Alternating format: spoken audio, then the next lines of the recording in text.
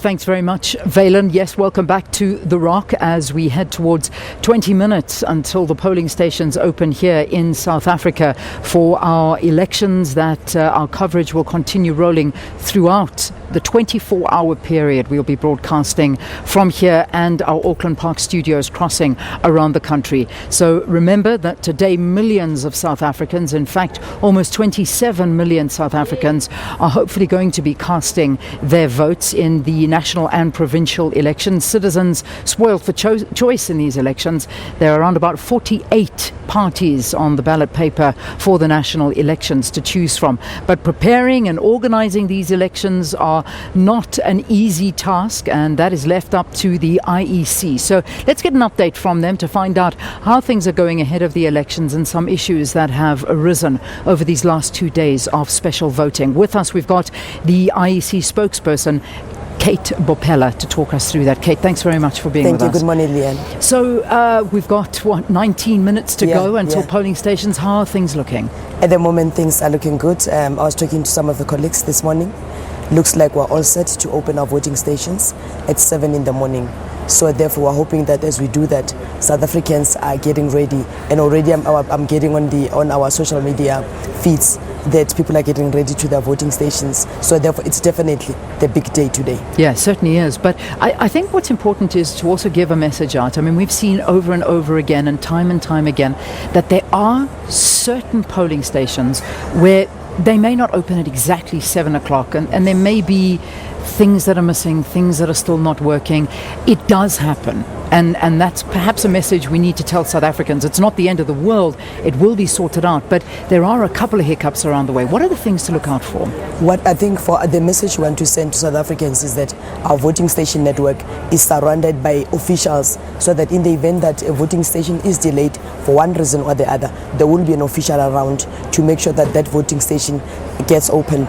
Especially you experience this where you've got a temporary infrastructure.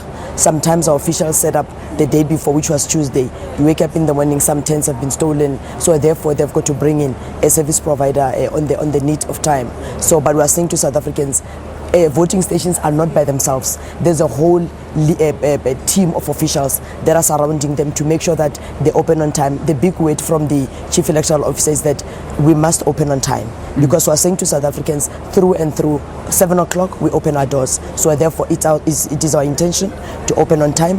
Where there are delays, officials will intervene to make sure that we open on time. Yeah. Yes. There were some worried and concerns about impending strike action by some of the IEC staffers. Has that been resolved? That was resolved, Leanne. That was so. As we speak now, there's no impending strike.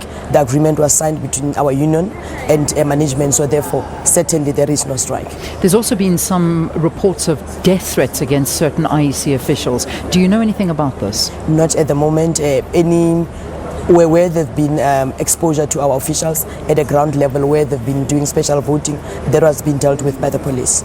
Do you find that there's extra police presence in this election than in previous elections? Because I've been reading that there are at least 2 police officials at every single voting station nationwide.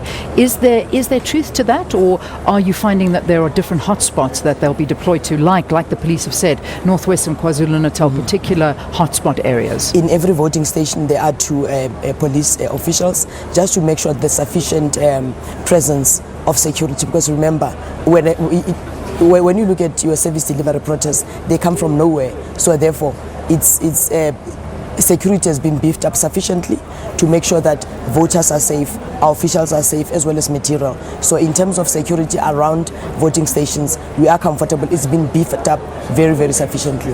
Yes. A lot of people are concerned as well, because on social media we've seen videos circulating about ballot papers that have been found on the side of the road. We've seen ballot boxes being stuffed on the back of trucks. We've seen party officials assisting with the stuffing of ballot boxes. All of these videos are surfacing, and those were just special votes. I mean, that's a lot smaller than what you're about to embark on today. What's happened with all of these cases? Leanne, a point of correction, in Limpopo, it was ballot boxes that were not yet used. They were destined to one of our voting stations. So therefore that matter has been dealt with. There are no ballot papers that have been found currently anywhere in this country since a special voting started on Monday and Tuesday. So therefore the matter of the official that was assisted by party agents was dealt with already yesterday, and therefore that official was definitely removed from our staffing.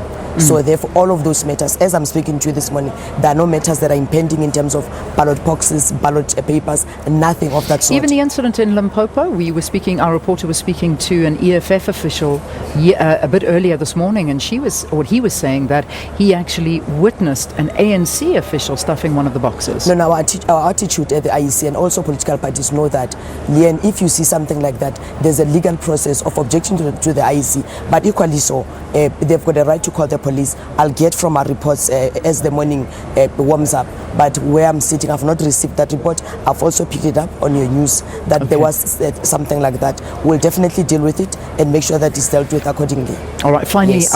As we get ready to go to Janine Lee now, I just want to find out, also one of the big concerns from people is the fact that some of the ballot boxes are not stamped on both sides. Why is this the case? What should we look out for as voters? It's a ballot paper. They're supposed to be stamped.